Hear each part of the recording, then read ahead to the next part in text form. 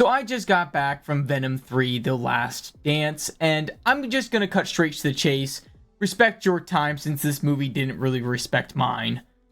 It's not that good. It's really bad, and I tried going into this film to like it, because I've never really enjoyed any of the Venom movies, and I wanted to see that perspective of, okay, I can go into this and just like it for what it is.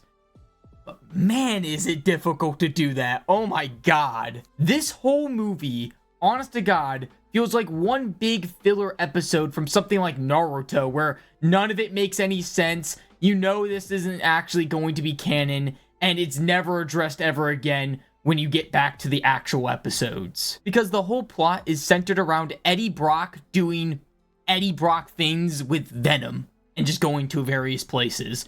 That's it. But before we get into all the things I disliked, let me just talk about the very few things I enjoyed. For starters, it wasn't really that long. It was about an hour and 40-ish. So I do appreciate that on some level. The second thing, the fights are cool. They definitely show a lot of graphic things that I didn't think PG-13 would get away with. But yeah, the fights are super entertaining, especially towards the latter half of the film. And I know that this is going to be my personal thing, but I love watching Rhys Ifans as this hippie alien lover, because the last thing I saw him in was House of the Dragon, and if you haven't watched that show, he's this stick-up-your-ass serious character, and to see him in this role is just completely shocking. If you like watching Gus Fring play this very happy, smile-a-lot protagonist, it would just feel weird. Last thing I thought I should mention, this is not something I liked. Actually, on the contrary, I really dislike this about the movies, but I know a lot of people really enjoy this. If you're someone who likes Eddie Brock's comedic dialogue exchange with Venom, then you're probably going to like the third movie. That's what it really hinges around for a good chunk of this film. Personally, I don't like this at all. I've never really found this part very interesting. Okay, where do I even begin with the negative portion of this review? I guess we could start with what I already mentioned at the beginning of this video, and that is the plot. It absolutely goes fucking nowhere. I mean, they throw shit in here that makes absolutely no sense and does not contribute to the story whatsoever.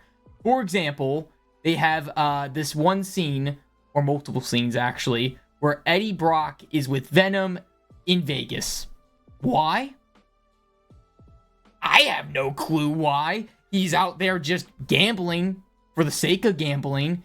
He's dancing to Dancing Queen for the sake of it. I just don't know. It is very baffling. And again, like I said previously, if you like Eddie and Venom doing silly things, then here you go. But for me, it just, I'd rather watch almost anything else. And honestly, I don't know why they decided to add so many characters that don't really play that much of a factor for the entirety of the movie.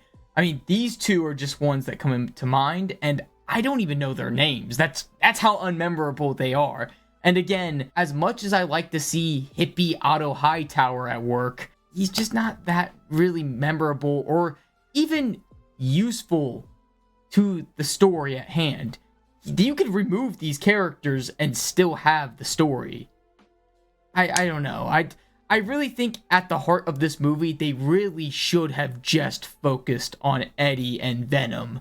And they do, sort of, but they do take away for a lot of other scenes with these characters that they don't need. Now let me discuss my biggest grievance with this film, and that is the antagonist. At the beginning of this movie, he's shrouded in darkness, he's on a throne, he looks mysterious. He just looks badass, and I hate to admit that because he is so worthless. You could literally cut him out of this movie and nothing changes. I know I mentioned that for the side characters, and to a certain degree that's true, but you would also have to rewrite some of the scenes. But for this, you could literally cut him out and nothing changes.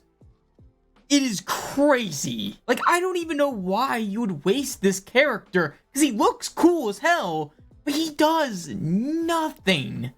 He has no impact on this story at all, which in turn practically makes these alien bugs the new main protagonist. And that's not a terrible idea. That's not an idea that can't work, but it only works if you commit to it, if you center the whole story around it.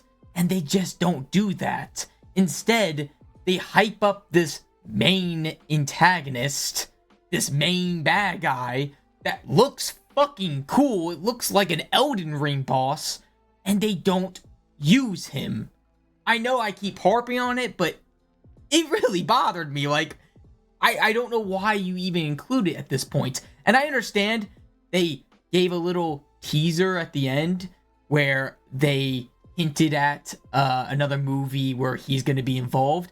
And if you're going to do that, save that for the end. Don't put it at the beginning of the movie. Finally, the last thing I want to mention is the ending. And without going too much into spoiler territory, I will say that it didn't really have much of an emotional impact on me.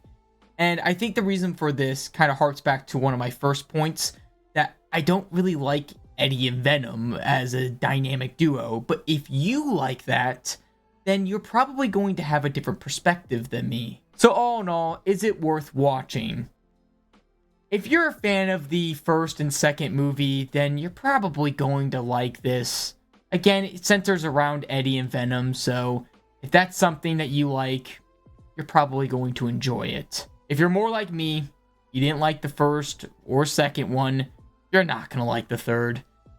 Honestly, you're just not. But yeah, that's it. Thank you so much for watching. If you enjoyed, comment below what I should do next.